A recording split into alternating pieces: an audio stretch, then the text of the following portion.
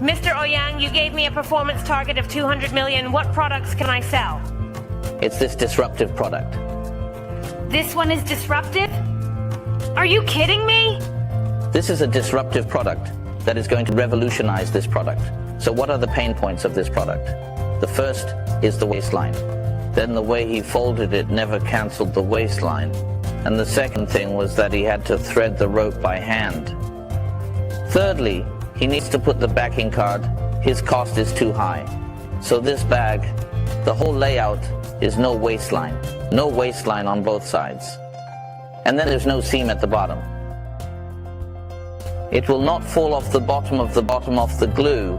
There is no such problem. And then also can be automatically threaded rope.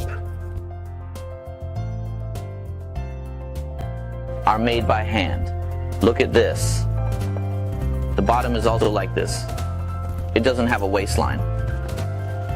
This paper bag looks very complete, very beautiful, very luxury.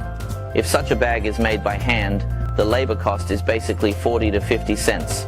Now we can solve this problem at one time, so this bag saves 40 to 50 cents in cost. You can see that this bag is very beautiful.